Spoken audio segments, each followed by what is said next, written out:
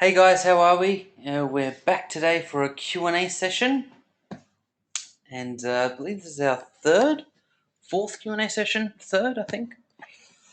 And time's flying here. It's been a little bit crazy. I'm in Thailand at the moment, and yeah, there's been some political unrest here in terms of the red shirts and the yellow shirts. So internet connection's been incredibly interesting the last few days. And yeah, the internet's actually been off for the last 3 days. The internet service provider has been turning it off intermittently here and there. It's actually been off for the last 3 days entirely, while all this political stuff is going on. So I'm just telling you that in advance now, just in case the internet does cut out. You know why? Because they are cutting it on and off. The internet is actually about 20 or 30% of the speed that it normally is, just because they've cut the speed down during the time as well, because they don't want their equipment being compromised. Yeah, so it's been a pretty crazy week. I got out of Bangkok just in time, just before it really got crazy. And yeah, I'm actually down by the beach at the moment, and it's a beautiful spot down here. So let's get started with the questions. But before we do, I just want to make sure that you guys can see my screen. You can hear me okay? Just type in the question box if you can see my screen and you can hear me okay, please.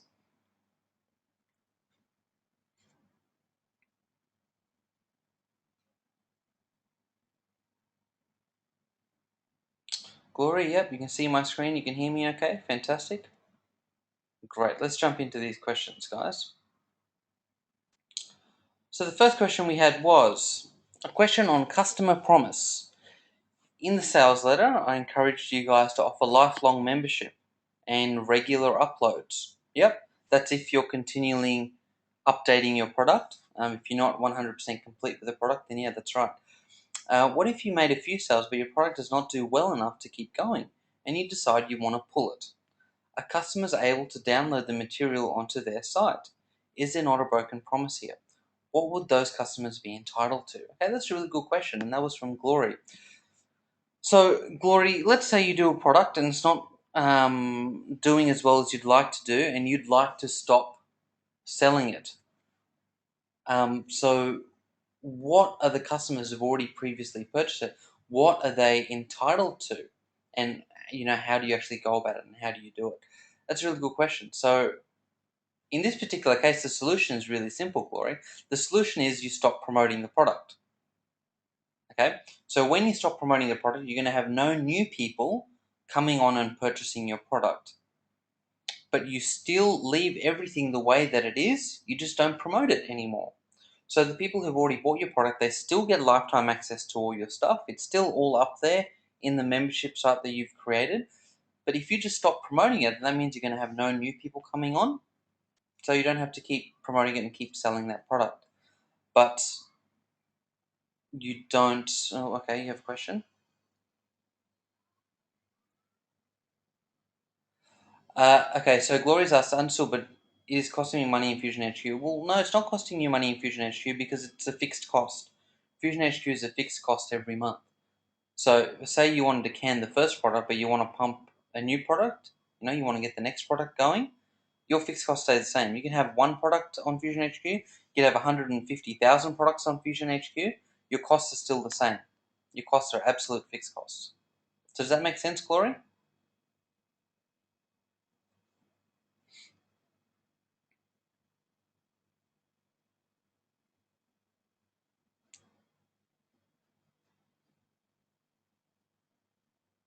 Glory, does that make sense? Does that answer your question?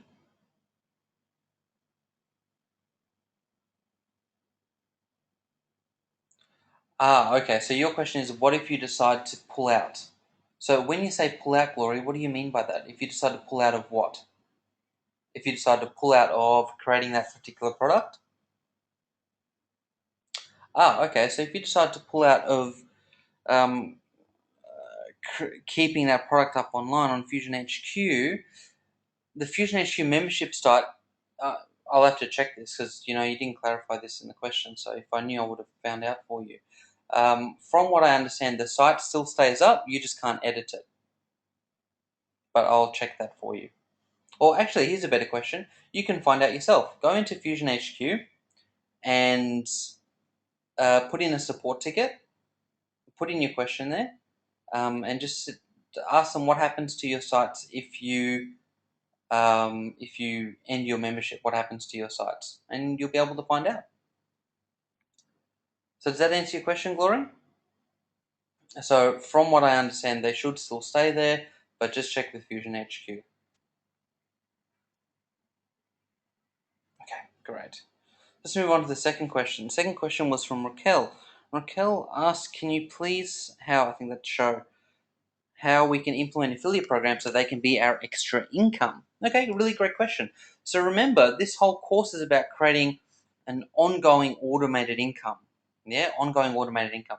And the only real way to do that long term and consistently is with paid advertising. And that's why this whole course was based around creating sales using paid advertising. Now, having affiliates on board promoting your products is another fantastic way to make money. But you have to keep in mind it is not automated, okay, because it relies on somebody else to actually do the promoting for you. Does that make sense? Now, in saying that, we had Jacob come on and in his interview, and he talked about how he gets affiliates on board for his programs. We had Seth on board. Seth covered exactly how he covers affiliates as well. Okay, great question. So that's a different question, Raquel. We would cover being affiliates at the course, and we didn't. Okay, so being an affiliate is a different thing, and we covered that. I'm sure we covered that. We covered that in about 5 minutes. It was really quick at the end of one session. Now, to become an affiliate for another program, it's really simple. You just find another program. Okay, so I misunderstood the question then. Okay. So you're saying, how can we implement affiliate programs? So how do you become an affiliate of another program so you can become... Okay, gotcha. Okay, I'm with you now, Raquel. So how do you become an affiliate for another program? Really good question. It's really simple. So all you do is you find a program that you want to be an affiliate for. So let's say...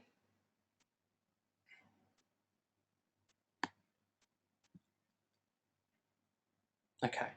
So I'm just opening up the internet now, and let's say we want to find an affiliate program on ClickBank, for example. How is the strategy? You mean... Okay, so when you say strategy, Raquel, are you asking about how do you specifically become an affiliate for another program, for a course that you can start promoting? Or are you talking about what is the strategy for promoting another product?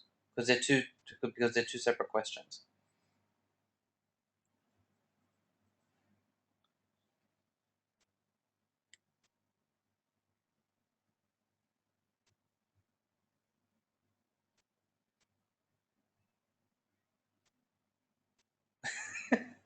Gloria says they're good questions. Can you answer both? I can try. Can do my best. But we'll just see from Glory. Okay. Okay, so Raquel is saying, yeah, I know how to become an affiliate, but I need to know how to promote. Okay, great question. So the easiest way to promote it, Raquel, is in your resources section and to talk about it throughout your videos. So if we go to the Laptop Lifestyle Mastermind members area,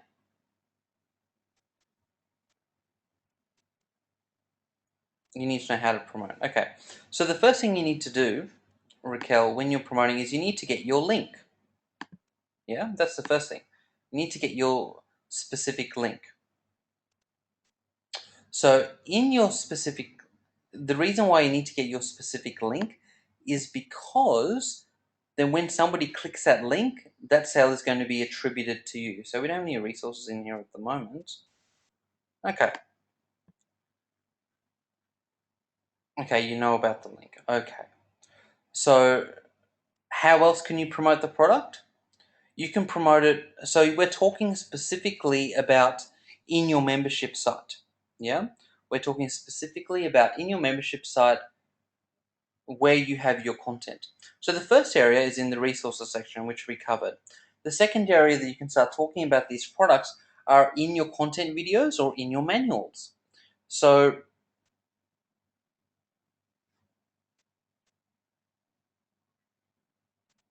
I'm talking about being an affiliate everywhere. Sorry, Raquel, I don't understand what you mean there.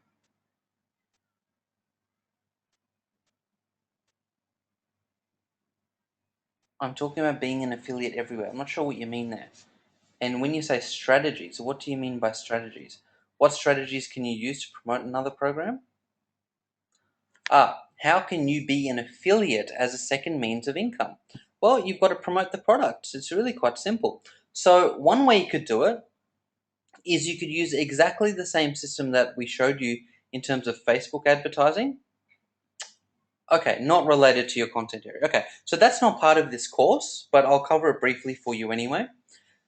So, ways you can become an affiliate and create an additional income as an affiliate. Well, the first thing to use is your email list. So, you're going to have an email list there of people who've opted in to your to watch your sales video, yeah, on your squeeze page. You're going to start building an email list if you keep pumping paid traffic to your squeeze page to sell your product. So you can have a list there of people. So you can do it via email marketing. You can send out emails with offers. That's one way of doing it. Another way you can do it is use the Facebook advertising methods we taught you in the course to actually promote affiliate products. That's another way you can do it. You can do it with video marketing. You can do it with SEO. There's you can do it with article marketing. You can do it with putting posts on Twitter, on Pinterest, LinkedIn. There's a whole range of different ways that you can do that. And each one of those require education on how to do each one of those. The things that we actually covered in the course, the first of which was actually Facebook advertising.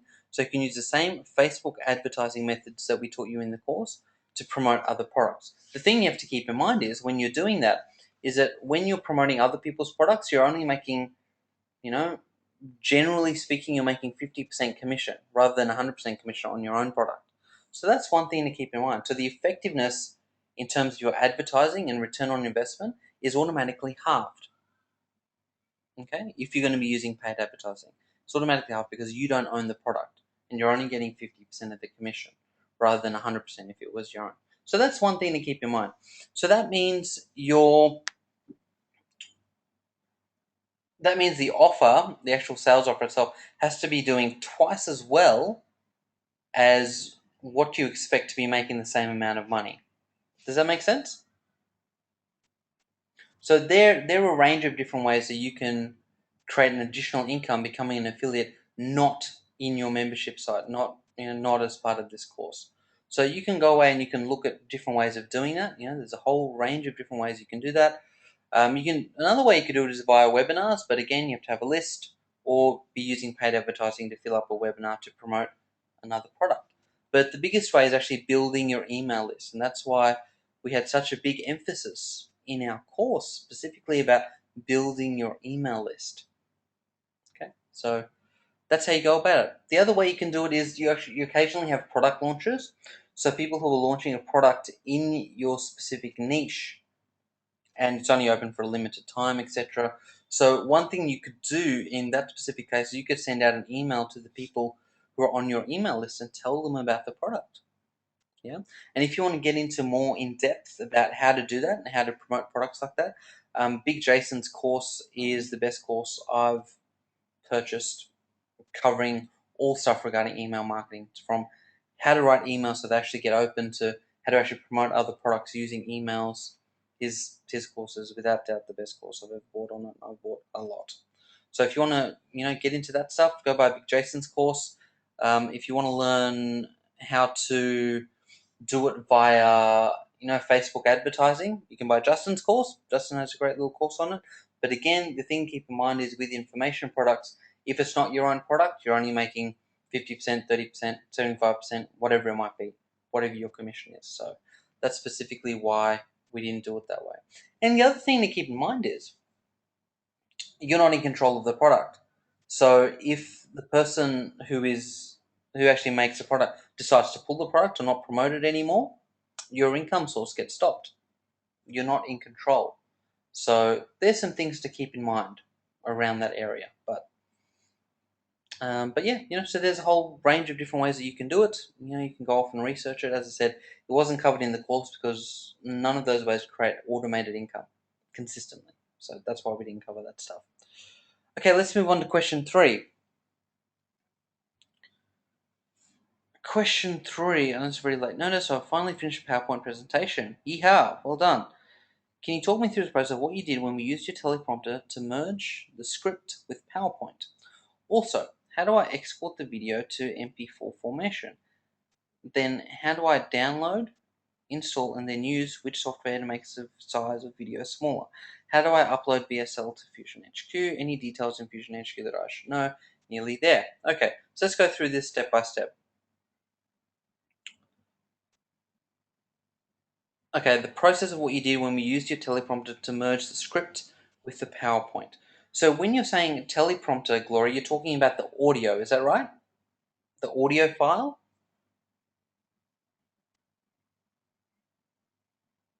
No, of you speaking. Yep. Okay. Cool. So the way we did it at the mastermind event itself, I wanted you guys to have experience using the teleprompter, and that's why we did it that way. Normally, you don't you don't stand up in front of a teleprompter and do these things separately. Normally, you do them together. Normally, you'll be recording your speech, your script, and talking through it at the same time that you're flicking through your slides and recording the presentation. Does that make sense? So to walk you through that process, what we did is we recorded the audio inside of, in your case, we used PC, so we used Camtasia, which is this one here. So on Camtasia, you just press this red button here to record, and it'll ask you what you want to record. And in this case, we plugged in the microphone to the computer, and we held the microphone there to actually record the audio. And we did this separately. So you just click the record button here, and it starts recording your audio while you're reading through your teleprompter script. Does that make sense? Then what we did was we then went through and going through your PowerPoint or your Keynote. Let's just use Keynote for example here. Inside of Camtasia, you actually record the full screen here. Yeah, full screen. And you click record. And you just record yourself going through and flicking through the slides themselves while you have the audio playing, so you know when to flick through the slides. Does that make sense?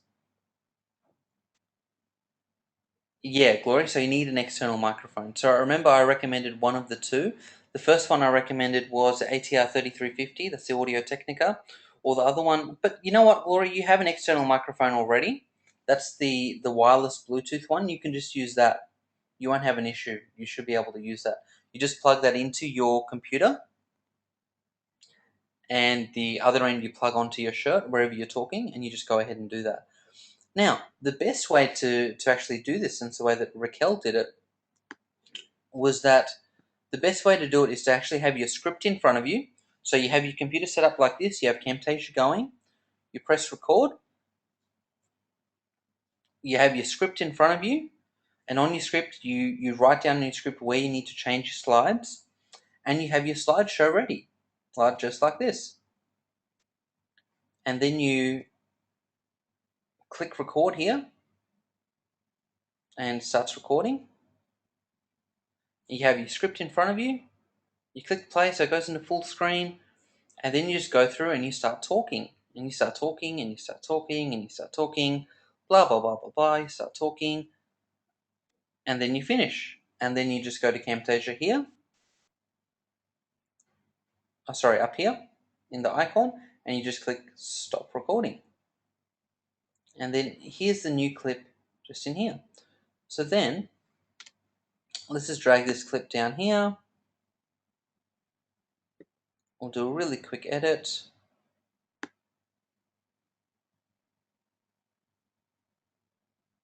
Okay, goes to full screen there.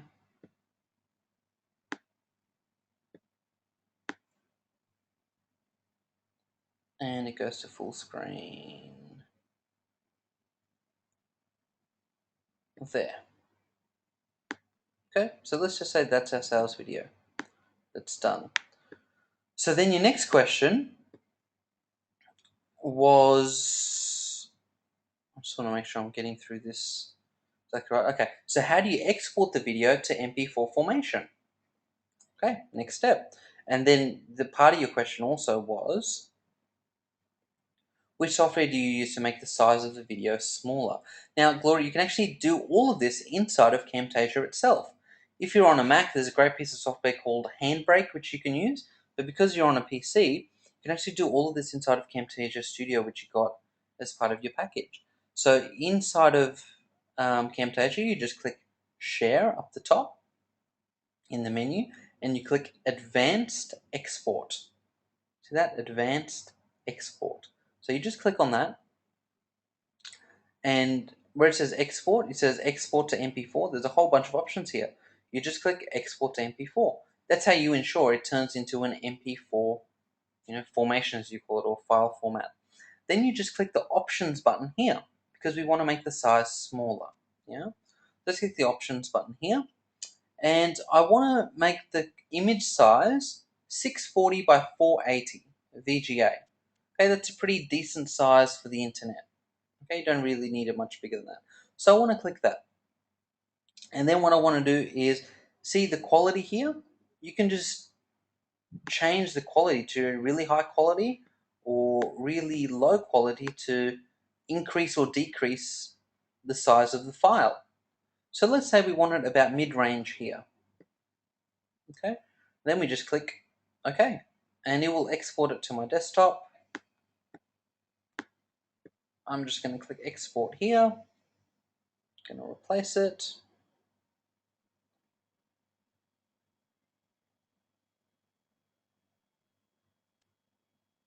Okay. And that's exported here. That's the video there now. Okay.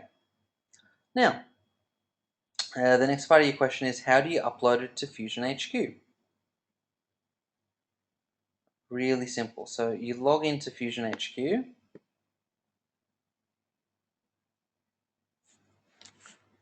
Fusion HQ.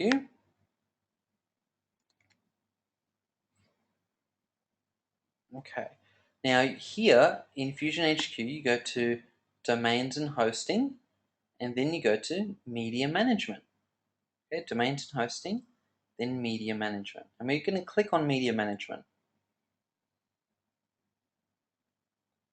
Okay. Then you're going to have a little menu pop up here. And you have to remember the maximum file size you can put up here is 100 megabytes. So make sure your video size that is under 100 megabytes. If you can't get it under 100 megabytes, then your best option is to actually put it up on YouTube. Okay, that's the easiest, quickest way to do it. Okay, so let's select a file, and on our desktop, this file is called untitled.mp4, and I'm going to open that. Okay, now it's just uploading here. See, 19%, 23%, etc., etc.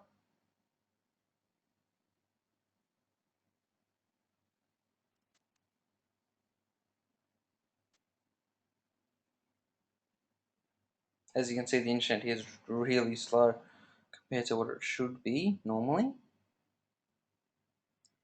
Okay, so that's now uploaded as untitled.mp4. Okay. Then what you do is you go to your particular site where you want to make the video. Let's say sales funnels.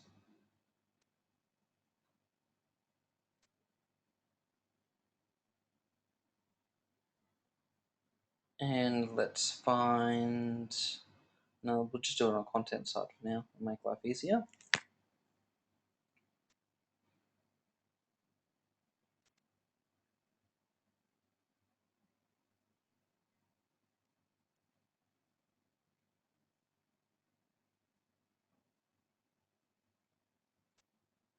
Let's just edit one of these.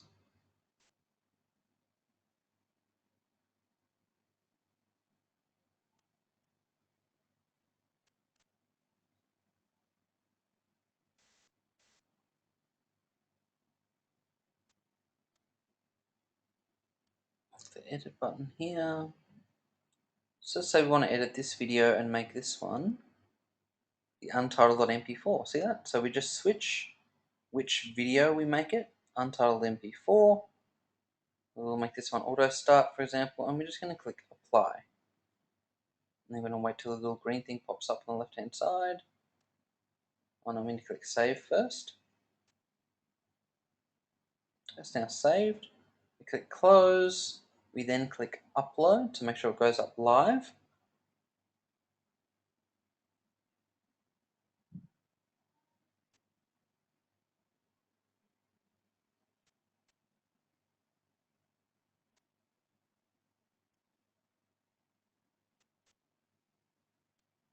Now we're going to the live site. Better preview this.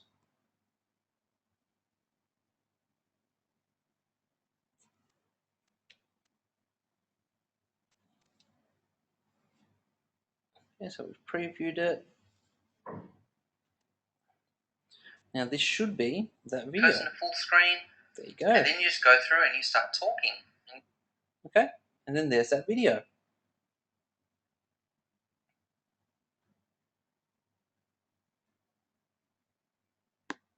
So that's how you do everything step by step.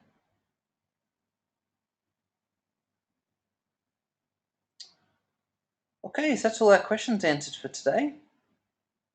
Questions 1, 2, 3. So Glory, does that make sense? Sorry to backtrack. What about increasing audio speed, and what speed will I know to use? With your speech pace, Glory, I found about 120% was about right. But for most people, it will be anywhere between 120 to 150. So for you, because I remember editing your video, for you was about 120% for the way that you speak. It's about 120%. So when you're increasing audio speed, you want to increase your audio speed to 120%. In terms of how to do that inside of Camtasia,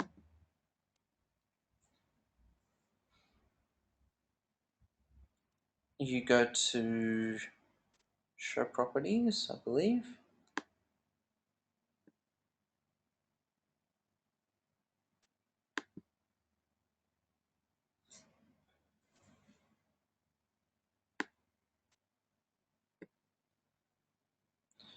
Video effects, and then you go ahead down here to clip speed.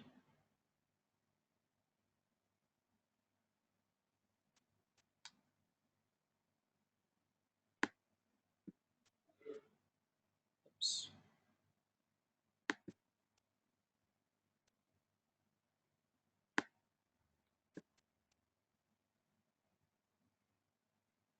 And then, so here it says clip speed, you just double click this. And then you double click here, and just put in your speed. So say we want to make it 120, 120.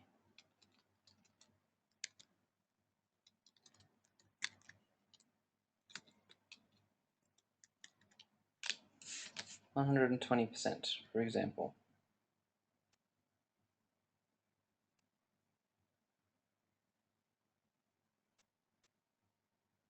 Okay, so this is now 120%. Press in a full screen. And then you just go through and you start talking. And you start talking and you start talking and you start talking. Blah, blah, blah, blah, blah. You start talking. Okay, so that's how you go about doing that.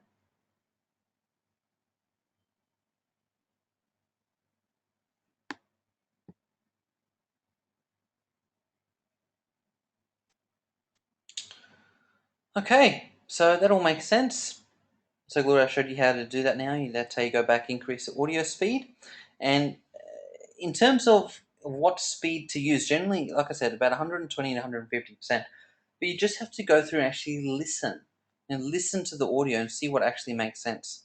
See if you can still, hear, just listen to the audio and see if you can still make sense of the words, etc., etc. Yeah, but as I said, generally it's between 120 and 150%, depending on the person and their rate of speech. Okay, fantastic. Okay, guys, have a fantastic week, and we'll be back in touch on Monday. This week is quite a busy week for me, so I won't be online very much. So any questions you have, remember, up in the Facebook group, and I'll get to them as I can, and we'll get your questions answered for you. If they're in by Friday, we'll make sure we get them answered for you on Monday. Okay? Enjoy your week, and we will chat very, very soon.